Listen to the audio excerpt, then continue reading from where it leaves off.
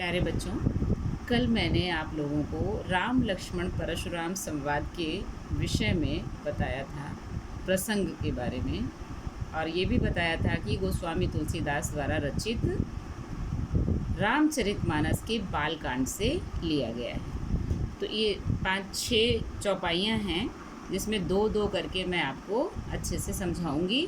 और वैसे मैंने पढ़ा भी दिया है क्लास में, जो बच्चे नहीं थे वीडियो देखकर ही मीनिंग समझे, और वर्ड मीनिंग शब्दार्थ भी इसमें दिए हुए हैं, ध्यान से देखना और सुनना है। चौपाई पहली जो है, नाथ संबुधन भंजनिहारा, हुई हैं क्यों एक दास तुम्हारा, आय सुकाह कही किन मोही, सुनी रिसाई बोले मुनि कोही। ये पूरा पैराग्राफ यहाँ तक है, ठीक है। ये चौपाई और ये दोहा, इसका अर्थ मैं जो है भावार्थ वो आप सबके समक्ष रख रही हूँ। राम ने परशुराम से कहा कि हे शिव, हे नाथ, शिव धनुष को तोड़ने वाला आपका ही एक दास है, आपकी क्या आज्ञा है, आप मुझसे कहिए। उनकी बात को सुनकर क्रोधित होकर मुनि ने कहा, सेवक वह व्यक्ति होता है जो सेवा का कार्य करता है, शत्रुता का कार्य करके तो लड़ाई ही होगी। हे राम सुनो, जिसने ये शिव धनुष तोड़ा है वह सहस्रबाहु की तरह मेरा दुश्मन है। वह इस समाज को छोड़कर अलग हो जाए, वरना सभी राजा मारे जाएंगे। मुनि परशुराम के वचन सुनकर लक्ष्मण मुस्कुराने लगे।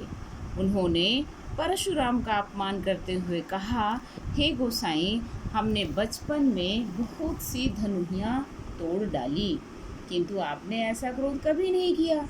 इस धनुष पर आपकी इतनी ममता किस कारण है? यह सुनकर भृगुवंश की ध्वजा स्वरूप परशुराम जी कुपित होकर कहने लगे, हे राजपुत्र, काल के वश में होने के कारण तुझे बोलने में कुछ भी होश नहीं है।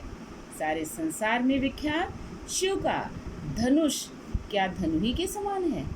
एक तरह से लक्ष्मण जी उनके क्रोध को और बढ़ाते हुए बोल रहे हैं, लेकिन परशुराम जी का क्रोध जो है शांत होने के बजाय और बढ़ता जा रहा है। बहुत बड़ा है प्रसंग, इसमें आपको बहुत सीमित ही अनुच्छेद दिए हुए हैं, आप उतना ही समझ करके आगे देखेंगे।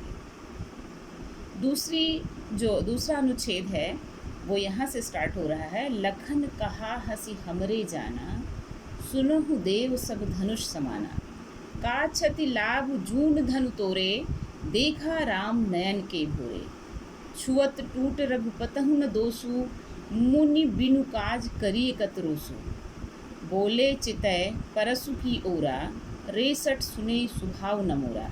ये पूरा ये चौपाई महीप कुमारा तक, उसके बाद दो दोहे हैं। तो इसका अर्थ मैं आपके सामने स्पष्ट कर रही हूँ। ये चौपाई दोहा जो भी आपकी किताब में अच्छी तरह से लिखा हुआ है। लक्ष्मण जी ने हंसकर कहा, हे देव सुनिए, जहाँ तक हम जानते हैं कि सभी धनुष एक जैसे ही होते हैं, पुराने धनुष को तोड़ने में कोई लाभ हानि नहीं है। और आगे बताऊं, श्री राम ने तो इस धनुष को नया समझकर देखा था, फिर यह तो छूते ही टूट गया, इसमें राम का कोई दोष नहीं है। हे मुनि, आप बिना किसी कारण के क्रोधित क्यों हो रहे हैं? परशुराम जी ने अपने फरसे की ओर देखा और कहा कि हे दुष्ट, तूने मेरा स्वभाव नहीं सुना?